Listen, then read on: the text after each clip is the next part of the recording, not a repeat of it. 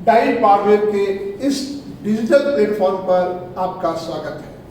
मैं कमल शर्मा राही, आप देख रहे हैं डाइट एजुकेशन बारडवेयर के यूट्यूब चैनल पर, जहां हम लाते हैं आपके लिए विभिन्न एक्सपर्ट्स द्वारा तैयार किए गए वीडियो लेसन, जिसे आप कभी भी कहीं भी देख सकते हैं।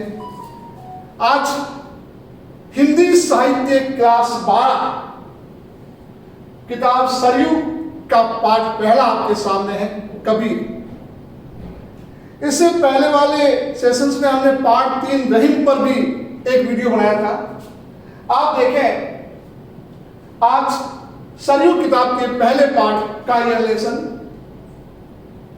सबसे पहले हम देखते हैं कबीर की जीवनी, कबीर का संक्षिप्त परिचय। कुछ लोगों का मानना है कि 1455 विक्रम संवत में या 1398 ईस्वी में कबीर का जन्म हुआ।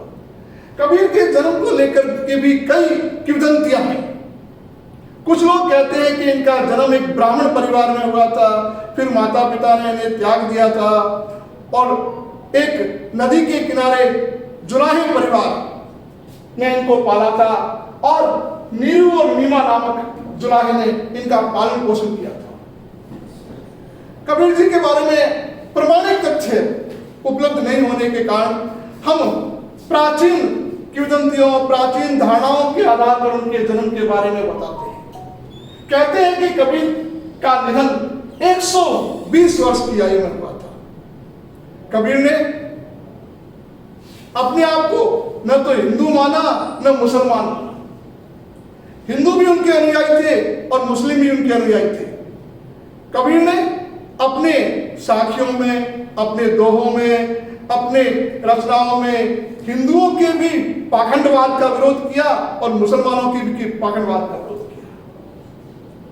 कबीर जी की भाषा की बात करता हूं तो कबीर जी की भाषा पंचमेली खिचड़ी भाषा थी। अब देखेंगे, हम यहां उनके दोहों पे चर्चा करेंगे। उनकी दोहों में खड़ी बोली भी है, पूर्वी हिंदी बोली भी है, ब्रज बोली भी है, तो कहीं राजस्थानी बोली का भी पुट है, तो पंजाबी का भी साथ है। कबीर एक भक्तिकालीन संत काव्य धारा के प्रारंभ करता थे, जो निर्गुण ज्ञानाश्रयी शाखा के लोकप्रिय कवि थे। कहते हैं कि कबीर एक फकड़ की जिंदगी जिया करते थे। आम लोगों के साथ बैठना, उनकी बातों को सुनना, अपने विचारों को देना। और कबीर ने कोई औपचारिक शिक्षा ग्रहण नहीं की थी। सामान्य लोगों के साथ बैठकर उन्होंने अपनी विभिन्न बोलियों का अभ्यास किया और लोगों के बीच अपने विचारों को रखा और वह विचार आगे चलकर इतने प्रसिद्ध हो गए कि आज कबीर के नाम के आश्रम न केवल भारत में, बाकी विश्व के कई जगहों पर आपको कबीर के आश्रम मिल जाएंगे। कबीर की अपनी एक अलग विचारधारा थी। वो एक फकड़वादी थे। उन्हें न तो किसी से लेना था न किसी से देना था। उन्होंने अपनी रचनाओं में दिखावा, आडंबर का खुलकर विरोध किया। जहां पंडिताई का विरोध किया, वही मौलवी मुल्लाओं का भी विरोध किया।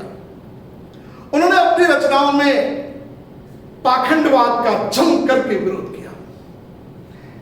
अब देखिए, कबीर की रचनाओं के बारे में बात करें तो कबीर पढ़े लिखे तो थे नहीं। कहते हैं कि कबीर के शिष्यों ने उनकी रचनाओं को एकत्रित किया और उनकी जो रचनाएं थी वो बीजक नाम के एक संग्रह में संग्रहित हुई। बीजक में 3 प्रकार की रचनाएं शामिल की गई है। साखी है, शबद है और रमैनी। ऐसा भी माना जाता है कि कबीर की जब मृत्यु हुई उस समय लोगों में विवाद उत्पन्न हो गया। उनके देह को दाह संस्कार के लिए और दफनाने के लिए हिंदू मुसलमान आपस में लड़ पड़े। कोई लोग कहने लगे कि हम इन्हें दफनाएंगे, ये हमारे हैं, तो कुछ धर्म के लोग कहने लगे इन्हें हम इनका दाह संस्कार करेंगे क्योंकि हमारे हैं।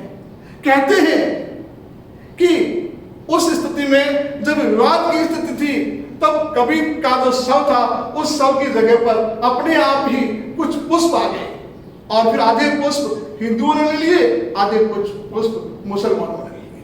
इस प्रकार से कबीर को लेकर के कई किंवदंतियां हैं। यहां आपके कक्षा 12 की सरयू के पाठ पहले में कबीर की कुछ साखियां दी हुई है। हम यहाँ 2-4 साखियां आज हमारे पहले लेसन में लेते हैं, उसके बाद इसे कंटिन्यू करेंगे अगले लेसन में। आप देखें यहां पर, गुरु गोविंद तो एक है, दूजा यह आकार, आपा मेटी जीवित मरे ते पावे करता। कबीरदास जी कहते हैं कि गुरु और गोविंद दोनों अलग नहीं है। गुरु और गोविंद दोनों एक है, अर्थात ईश्वर और गुरु। अपनी इन साखियों में कबीरदास जी ने गुरु की महिमा का बखान किया है। गुरु गोविंद तो एक है, दूजा यह आकार। केवल आकार अलग अलग है, बाकी गुरु और गोविंद दोनों मिलाकर के एक है। गुरु की महिमा पे बहुत अच्छी साखी है। आपा बेटी जीवित मरे ते पावे करतार। आपा का शाब्दिक करते अहंकार, घमंड, और जीवित मरे यानी शारीरिक मोह को त्याग देना। यह कह रहा है कि जो व्यक्ति अपने शरीर से अहंकार को त्याग देता है और अपने शारीरिक मोह को त्याग देता है, वही ईश्वर को प्राप्त करता है। देखिए बहुत बढ़िया बात कही है कबीरदास जी ने। कबीरदास जी ने कई गुरु की महिमा पे कई दोहे लिखे। जाका गुरु है आंधला चेला करान अंधा अंधे के लिए दोनों पढ़ा। तो यहां पर इस साखी में गुरु और गोविंद को एक दूसरे का प्राय बताया है। कबीर जी कहते हैं कि दोनों का आकार अलग अलग है, लेकिन है दोनों एक, दोनों का शरीर एक है। जब तक हमारा आपा अर्थात जब तक हमारा अहंकार नष्ट नहीं होता तब तक हमें कभी भी ईश्वर प्राप्त नहीं हो सकता। जीवित मरे यानी कि शरीर में शारीरिक मोह जो है, जब तक उस मोह को नहीं त्यागेंगे तब तक हमें करतार कभी भी प्राप्त नहीं हो सकता। बहुत अच्छी साखी थी। दूसरी साखी देखिए, ज्ञान प्रकाशा गुरु मिला ते पावे करतार। यहां भी गुरु की महिमा का वर्णन किया गया है। ज्ञान प्रकाशा गुरु मिला। कबीरदास जी कहते हैं ज्ञान के प्रकाश से गुरु की प्राप्ति होती है। अगर ज्ञान मिलेगा ना तो ही गुरु मिलेगा। ज्ञान प्रकाशा गुरु मिला ते पावे करतार।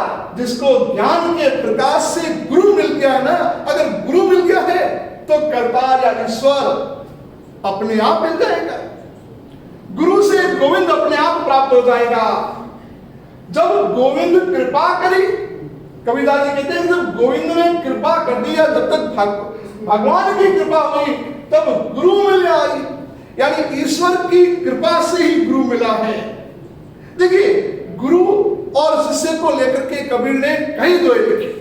गुरु महिमा को लेकर के कबीर की कई साखियां हैं। गुरु गोविंदो खड़े काके लागू पाए, बलिहारी गुरु आपरी गोविंद दियो बताए। यहां कबीरदास जी कहना ही चाहते हैं कि गुरु और गोविंद दोनों हैं, लेकिन वास्तव में गोविंद का रास्ता बताने वाला गुरु है। यहां भी आपने वही बात कहा है। जब गोविंद, देखिए यहां बहुत बड़ी बात नहीं है, जब गोविंद कृपा करे, जब ईश्वर की कृपा हो जाती है ना, तब हमारे को गुरु मिलता है। और जब अच्छा गुरु मिल जाता है तो वह गोविंद अपने आप ही मिल जाता है। गुरु और गोविंद दोनों की तुलना यहां पर की गई है और दोनों के बीच में क्या संबंध है उस संबंध को यहां बताया गया है। हम अगले सेशंस में कबीर की साखियां और लेंगे। और किताब तो आपकी जो है सरयू का पाठ पहले में कबीर। और आप हमारी क्लास के साथ जुड़े रहिए। हमारा चैनल डाइट एजुकेशन पांडवे को सब्सक्राइब कीजिए, हमारे वीडियोस को शेयर कीजिए, लाइक कीजिए और कमेंट दीजिए। हम आपके लिए लाते हैं हमारे एक्सपर्ट्स द्वारा विभिन्न प्रकार के वीडियो लेसन्स। आगामी लेसन पर मिलते हैं, तब तक के लिए विदा।